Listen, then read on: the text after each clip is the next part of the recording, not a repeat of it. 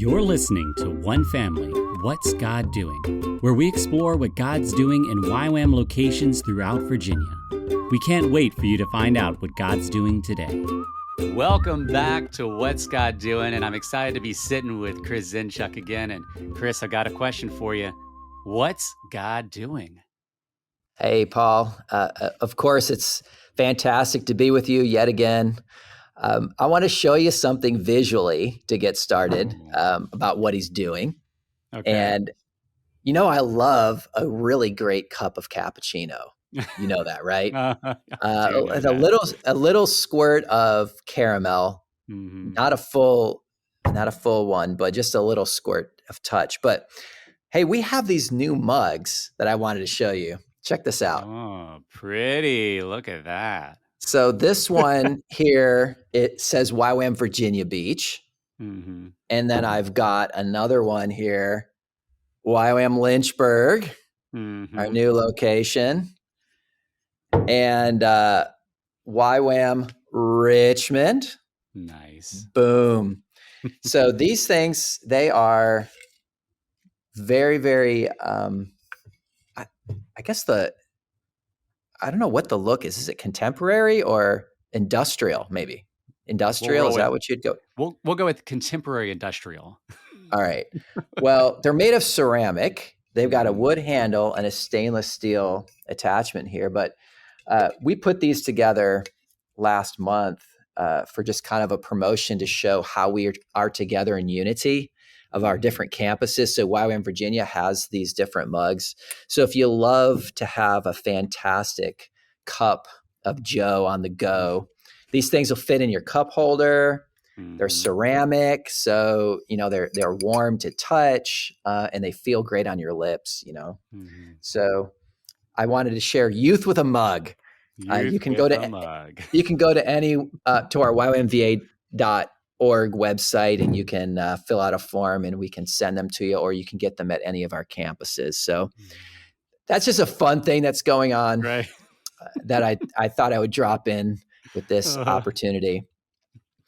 But yeah, for City Lights and for shared services, just kind of putting all the locations together, I just want to say I'm really in a position right now where I'm really in awe of how God is spreading out the tent pegs. I'm so excited about Jesse Carmichael and his leadership in Richmond. He just released the new vision statement, which has so much to do with working with at-risk kids in Richmond, and God is just already bringing in several new staff for the Richmond community. YWAM Virginia Beach, if you hadn't heard the news, we were asked to leave our house, and the Lord just compressed everything. And as we left, the Lord released something that has been a huge prayer for me from the very beginning when we had this vision of having a DTS house in Virginia Beach. We actually have a beach house. It's so great. In Sandbridge. It is fantastic. It came through prayer and intercession. It was such a miraculous story. And I got to visit it yesterday for the first time. Really, really beautiful place. So that's going on in Virginia Beach. And in Lynchburg on March 25th, which is, I guess, when we're getting ready to drop this this particular video, is the dedication of our new campus in Lynchburg. So there's a lot moving there. And then with City Lights, we are preparing for August 21st, launching and releasing this new hybrid campus. So if you have a heart for family and you have a heart that says my house is a place of ministry, is a place for the Great Commission, we are preparing and getting things ready for you to step into the YWAM DNA from your house. And you know a lot of those projects, so I don't know if you want to talk about any of those, but just in general, what I want to say the Lord is doing is he himself is releasing an apostolic wave through YWAM Virginia. And when I say apostolic, I'm not talking about like an apostleship hat or title. I'm saying the spirit of pioneering, which is at the cutting edge of how God uses YWAM, of pioneering new locations, pioneering new space, pioneering new ministries to see these fresh ways. It's happening now, Paul. Like it's way beyond what any of us can do. I can't keep up. Yeah. Well, what's interesting is something that's unique about YWAM in general, globally, is that there's this approach that is different than how the world approaches different locations and leadership. And that is that it's decentralized. It's the idea that the different locations are freed up to serve and operate rather than there being one person that's telling everybody exactly what they need to do. And you've been living into this role as well, where you have released people to these different locations. And in those individual locations, they're looking at their geography, Lynchburg, Virginia Beach, Richmond. But you're in this space of looking at the big picture, all of these spaces together. What would you want people to understand about that unique element of bringing these different individual locations into one family together? Yeah. Well, that was really the spirit of what the Lord was doing in the first century church, right? I mean, Paul, here he was. He had this revelation on the road to Damascus. He had all this training, and after he established himself as a legitimate follower of Jesus Christ, he began to travel. And he started planting all these places by just sharing the good news, which we would consider, evangelism. But he was teaching and evangelism and serving, and he was just going out. He was going. But along the way, what happened is these little communities began to be planted in households. And from that context, as he looked back in 1 Corinthians chapter 3, he begins to communicate to that church, that gathering in Corinth, and that house fellowship, about what he was seeing. And it's so, some people were saying, oh, well, I'm following Apollos, and I'm following Paul, and I'm following so-and-so. And Paul's like, no. I want to bring some correction to this idea. The real foundation is Jesus, right? He is the foundation. And then in 1 Corinthians 3, verse 10, as he's developing this idea, he says, according to the grace of God given to me, like a skilled master builder, I have laid a foundation, and someone else is building upon it. Let each one take care or be wise on how he builds upon it. So from my vantage point, what I have the joy and privilege of seeing is all these other people who are called by God, who are anointed, who really, really desire to give their best to the Lord for the Great Commission. They are getting to build upon a foundation that was laid for them. And that just is so exciting because it brings unity to the body.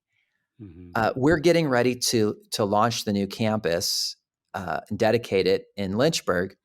And the team from Virginia Beach is going over there to serve for a few days to help them, right? And Richmond as well. Like right now, there are people in Richmond who are working to help establish that particular location. Why? Not because they don't need the glory for it. They're just serving the body because they're serving the King. And so my vantage point is I get to live in that every day. And it is so exciting to see people truly serving and giving, so they don't get credit, but that Jesus gets credit. Yeah. Well, and you've shared that there are so many things about to happen. And in previous episodes, we'd shared specific ways that people can engage, like going to the dedication. But how would you encourage people to pray in this unique season of YWAM Virginia? Yeah, that's a fantastic question. With fervency and hearing God's voice, certainly would encourage you to pray that way. I think my number one prayer request would be is that in each one of these individually, completely unique locations is that the Lord would touch and release the next generation of Great Commission workers. And that's really what YWAM is called to do, youth with a mission, right? We prioritize youth in our context. Now, we're very intergenerational, and we need all generations to make this thing really work the way it's intended to in God's heart. But we need the message, we need the calling, we need the way that we do things to speak to this generation, and they respond. And that's really, really important. So I would say call forth the laborers of the harvest that are ready to go and that are teachable and the right fit for this generation. Because they're there, like they're there, and the time is now. Yeah. So that would be probably the first thing I would say is let's pray for the next generation. Yeah, that's good. And you've already shared a verse, but for the people that weren't paying attention, would you mind sharing that verse one more time? Yeah. 1 Corinthians 3:10, it's according to the grace of God given me, like a skilled master builder, I laid a foundation and someone else is building upon it.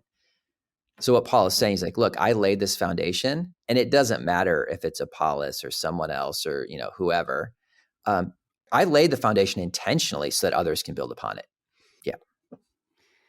Well, I want to thank you and affirm you, because your role is unique in that you're trying to live this out, and that's not without risk, because it means you have to release people to do things in a way that might not be how you would want it, or to do things that you wouldn't have chosen, and to take ownership when things work out and when they don't. And that's a way of functioning in leadership that a lot of people are afraid of, but you're stepping into it because you want to be honoring to God, and you know what God can do through it. So I just want to encourage you, because it's been amazing for me to watch how God has used this model of functioning as one family in these different spaces to do amazing things. We're barely into 2023, and already so much has happened. So thank you for everything you do, and for sharing today. And I want to thank all of you for listening, and not just for listening, but for walking with us as we together, as one family, explore what it means to know God and make him known.